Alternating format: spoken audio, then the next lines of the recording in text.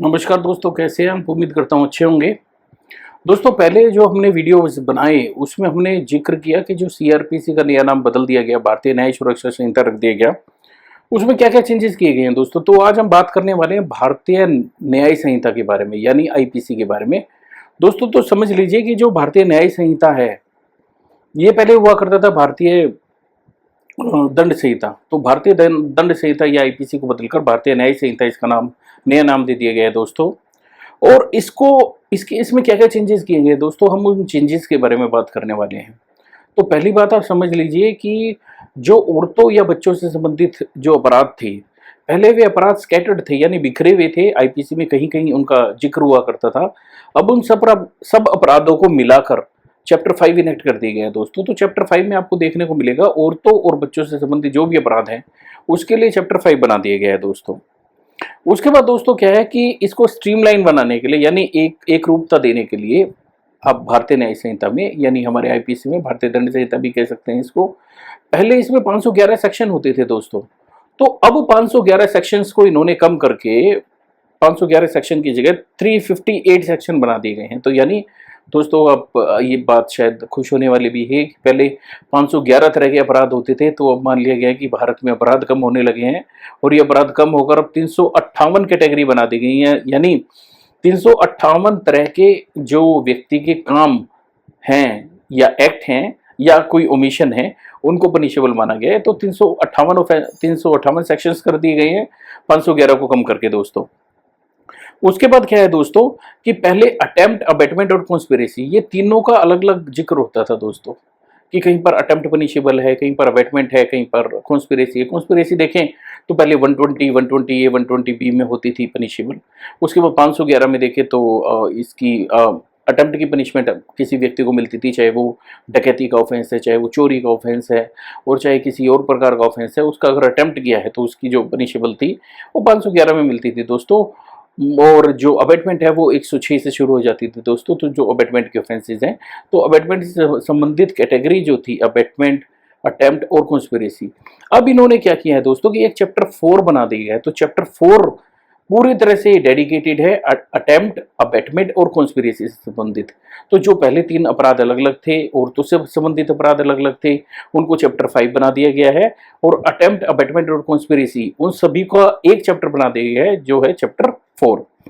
उसके बाद दोस्तों, अब आप ये समझिए कि जैसा विदेशों में होता था कि किसी भी अपराध के लिए कि जो माइनर ऑफेंसेस हैं, जो बहुत छोटे तरह के अपराध हैं, उनके लिए कोई फाइन होता था हमारे यहाँ कोई, या फिर कोई थोड़ी सी पनिशमेंट हुआ करती थी दोस्तों। तो अब इन्होंने क्या किया कि उसके लिए कम्युनिटी सर्विस नाम की पनिशमेंट नई निकाली है दोस्तों, जो विदेशों में होती थी। अब क्या होगा, ये जो कम्युनिटी सर्विस का जो पनिशमेंट है, ये कम्युनिटी सर्विस की पनिशमेंट के लिए या अब के लिए मजिस्ट्रेट कॉम्पिटेंट है।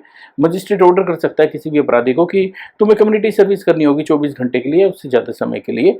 तो इस कम्युनिटी सर्विस की का कोई अगर पालन करता है, इस तरह की अपराध मिलता है और कम्युनिटी सर्विस को फॉलो करता है, उसको करना है, तो कम्युनिटी सर्विस करने पर उसे कोई भी रेम्युनरेशन, कोई भी पैसा, कोई भी इनाम या कोई भी पैसा उसको लिए नहीं मिलेगा दोस्तों। तो 6 तरह के ऑफेंसेज है, 6 तरह के जो अपराध हैं उनके लिए कम्युनिटी सर्विस रखी गई है। तो दोस्तों पहले ये समझ लें कि ये 6 तरह के अपराध हैं कौन से। अगर कोई व्यक्ति एब्सकॉर्ड हो जाता है और मजिस्ट्रेट या पब्लिक सर्वेंट ने ऑर्डर किया है अपीयर होने के लिए, मगर फिर भी वो नॉन अपीयरेंस करता है उसका, यानी वो उसको पता लगने के बाद भी वो अदालत में नहीं जाता या पुलिस अधिकारी के सामने नहीं जाता, तो नॉन अपीयरेंस या absconding, non appearance of absconding person, अगर इस तरह का अपराध अगर किसी व्यक्ति ने किया है दोस्तों, तो ऐसे व्यक्ति को कम्युनिटी सर्विस का ऑर्डर दिया जा सकता है। उसके बाद attempt to commit offence, attempt to commit suicide, अगर कोई व्यक्ति अटेम्प्ट करता है सुसाइड करने का, उसके लिए भी उसको कम्युनिटी सर्विस का ऑर्डर किया जा सकता है। उसके बाद क्या है दोस्तों कि पब्लिक सर्वेंट है, अगर आप उसकी लॉफुल पावर को या तो रेस्ट्रेन करना चाहते हैं या कंपेल कर रहे हैं, 2 चीजें हैं दोस्तों, ध्यान से समझना कि पब्लिक सर्वेंट अपने काम को करना चाहता है, जो वो लॉफुल एक्सरसाइज है, उसकी लॉफुल काम को करना चाहता है और आप उसको रोक रहे हैं, आप उसको करने नहीं दे रहे दोस्तों, तो इस तरह के लिए भी कम्युनिटी सर्विस का ऑर्डर किया जा सकता है दोस्तों।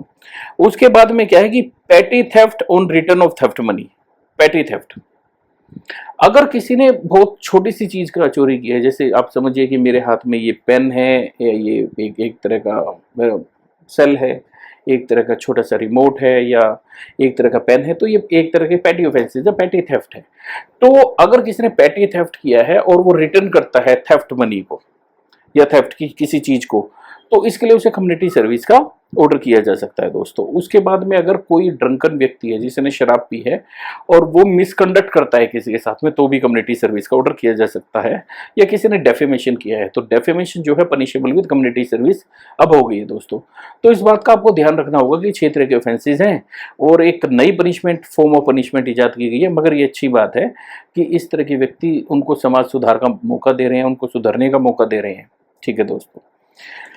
उसके बाद में दोस्तों सेक्शन 48 इनेक्ट किया गया भारतीय न्याय संहिता में। अब सेक्शन 48 क्या कहता है दोस्तों? सेक्शन 48 कहता है कि अगर कोई ऐसा व्यक्ति है जो इंडिया से बाहर रहकर इंडिया में अपराध कर रहा है, तो ऐसे व्यक्ति को सेक्शन 8 में पनिशेबल किया जा सकता है दोस्तों।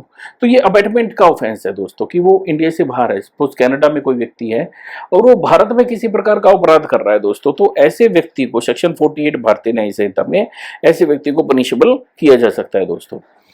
उसके बाद दोस्तों आपको ये देखना होगा कि अभी नई तरह की जिस तरह सोसाइटी की डेवलपमेंट होती है, तो नई तरह के अपराध भी वजूद में आते हैं। जैसे पहले जो रेप होते थे, तो रेप में एक फोर्स का एलिमेंट होता था, उस फोर्स के एलिमेंट की वजह से रेप की पनिशमेंट होती थी दोस्तों।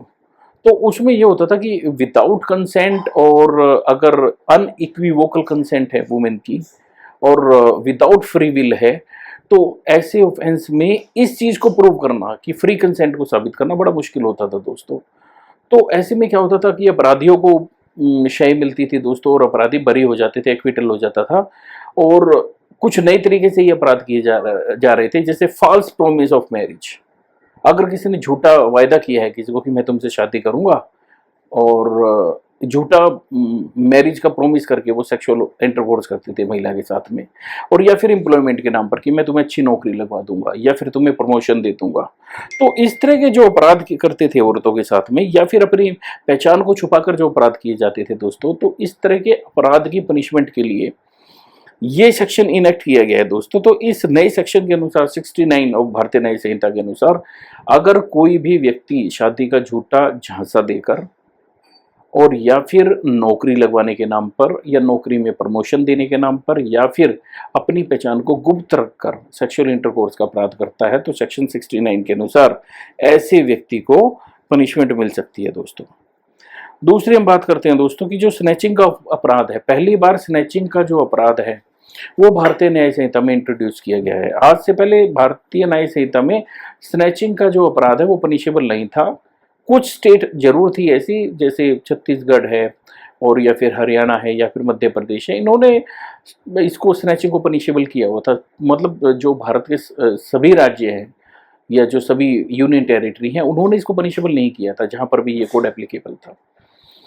अब क्या किया गया दोस्तों? स्नैचिंग को पनिशेबल किया गया है। अब स्नैचिंग को पनिशेबल किस तरह किया गया है दोस्तों, कि अगर कोई भी व्यक्ति फोर्सफुली किसी भी मूवेबल प्रॉपर्टी को छीनता है, फोर्स के जरिए ले जाता है, तो ऐसे व्यक्ति को स्नैचिंग के अपराध के लिए पनिशेबल ठहराया जा सकता है दोस्तों। पहले क्या होता था, इस अपराध के लिए एक सेक्शन भी बनाया गया 304 भारतीय न्याय संहिता का। इससे पहले क्या होता था कि इस तरह का अगर अपराध होता था तो पुलिस उसको या तो थेफ्ट में या फिर रोबरी में, अगर आप मान लीजिए कि अगर 4 व्यक्ति इन्वॉल्व हैं इस तरह के अपराध में, तो रोबरी या 2 व्यक्ति इन्वॉल्व हैं तो उनको रोबरी बना दिया जाता था अपराध को, और या फिर अकेले व्यक्ति ने किया है तो उसको थेफ्ट का अपराध बना दिया जाता था। तो स्नैचिंग का नया अपराध अब ये इन्वॉल्व किया गया है दोस्तों। तो 304 भारतीय न्याय संहिता में आपको ये देखने को मिलेगा। उसके बाद में दोस्तों पहले क्या होता था कि अब हम नई बात कर रहे हैं कि जैसे 12 साल की अगर महिला है उसके साथ में अगर रेप का ऑफेंस किया गया है, तो और या फिर 15 साल से कम की महिला है, माइनर है, उसके साथ रेप का ऑफेंस है, या 18 साल से कम की माइनर है उसके साथ रेप का ऑफेंस है, तो ये कैटेगरीज थी। तो इस कैटेगरी को, एज बेस्ड पैरामीटर को खत्म कर दिया गया दोस्तों। अब सिर्फ एक कैटेगरी रखी गई है कि 18 साल से अगर कम का माइनर है उसके साथ में अगर रेप का ऑफेंस किया जाता है, तो जो अपराधी होगा दोस्तों, तो उस अपराधी को लाइफ इंप्रिजनमेंट मिलेगी। और यहाँ पर लाइफ इंप्रिजनमेंट का मतलब होगा till reminder of that personal natural life. इसका मतलब यह है कि जब तक वो जीवित है तब तक वो व्यक्ति जेल में रहेगा, जेल से बाहर नहीं आ सकता। तो 18 साल से कम का अगर माइनर है उसके अगेंस्ट में रेप का ऑफेंस, तो ये समझिए उसका जीवन खत्म, सारी आजीवन कारावास उसको मिलने वाला है।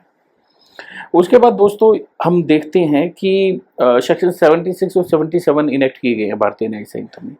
अब सेक्शन 76 77 क्या कहते हैं दोस्तों? तो दोस्तों क्या होता था कि जो औरतों से संबंधित अपराध है, चाहे वो वोरिज्म का है और चाहे वो डिसरोबिंग का है, ये जो अपराध है कि अगर औरत या तो उसको बाध्य किया गया वस्त्र उतारने के लिए, नंगा होने के लिए, और या फिर वो जो औरत है वो प्राइवेट एक्ट में इन्वॉल्व है और कोई उसको देख रहा है, पेनिट्रेट कर रहा है, देख रहा है उसको किसी छेद के जरिए या किसी कैमरा लगा कर या किसी भी तरीके से, तो ये जो अपराध अगर पहले जो होता था कि औरतें करती थी तो औरतें पनिशेबल नहीं थी। अब इस अपराध के लिए इसको जेंडर न्यूट्रल बना दिया गया है। अगर औरतें भी इस अपराध में इन्वॉल्व हैं तो सेक्शन 76 सेक्शन 77 भारतीय न्याय संहिता में इन महिलाओं को भी बराबर का दोषी माना जाएगा और उनको भी बराबर की सजा मिलेगी दोस्तों। तो दोस्तों ये भारतीय न्याय संहिता में जो चेंजेस किए गए हैं उसका पार्ट 1 है। नेक्स्ट पार्ट में हम चर्चा करेंगे, पार्ट 2 में चर्चा करेंगे जो और चेंजेस किए गए हैं। धन्यवाद दोस्तों।